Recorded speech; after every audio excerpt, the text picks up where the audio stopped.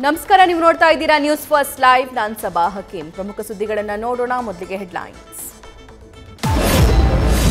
ನಟ ತಾಂಡವ್ ರಾಮ್ ಬಂಧನ ಪ್ರಕರಣ, ಹಲವು ಸಹ ನಟರು ತಂತ್ರಜ್ಞರಿಗೂ ಇನ್ನೂ ಸಂಭಾವನೆ ಬಾಕಿ.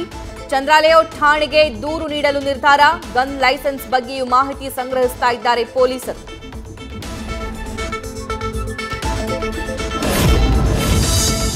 ಚಿತ್ರಕ್ಕೆ ನಾಯಕಿಯನ್ನ ಆಯ್ಕೆ ಮಾಡಿರಲಿಲ್ಲ ನಿರ್ದೇಶಕ. ಸಿನಿಮಾ ಕೆಲಸಗಳು ತಡವಾಗ್ತಿದ್ದರಿಂದ ಡೈರೆಕ್ಟರ್ ಭರತ್ ಮೇಲೆ ಮುನಿಸು. ಎಫ್ಐಆರ್ನಲ್ಲಿ ಫೈರಿಂಗ್ ಹಿಂದಿನ ಅಸಲಿ ಉದ್ದೇಶ ಬಯಲು.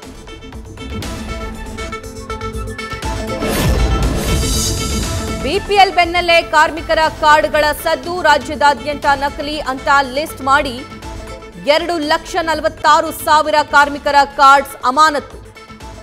ವಯೋನಿವೃತ್ತಿ ಪಿಂಚಣಿ, ಟೂಲ್ ಕಿಟ್, ಆರ್ಥಿಕ ನೆರವು ಸೇರಿ ಎಲ್ಲಾ ಸೌಲಭ್ಯಗಳು ಕಟ್. ಮಹಿಳೆಯರೇ ಆಧಾರವಾಗಿದ್ದ ಕುಟುಂಬದ ರೇಷನ್ ಕಾರ್ಡ್ ರದ್ದು ಪ್ರಕರಣ. ನ್ಯೂಸ್ ಫಸ್ಟ್ ವರದಿ ಬೆನ್ನಲ್ಲೇ ಶಾಸಕ, ತಾಲೂಕು ಆಡಳಿತದಿಂದ ಸ್ಪಂದನೆ. ಶಾಸಕರ ಸೂಚನೆಯಂತೆ ತಾವೇ ಖುದ್ದು ಮನೆಗೆ ತೆರಳಿ ರೇಷನ್ ವ್ಯವಸ್ಥೆ ಮಾಡಿಸಿದ ತಹಶೀಲ್ದಾರ್ ಶ್ರುತಿ. ಮುಂದೆ ತೊಂದರೆಯಾಗಲ್ಲ ಅಂತಲೂ ಭರವಸೆ. ನ್ಯೂಸ್ ಫಸ್ಟ್ ನಿರ್ಭೀತಿಯಿಂದ ನಿಮ್ಮ ಪರವಾಗಿ.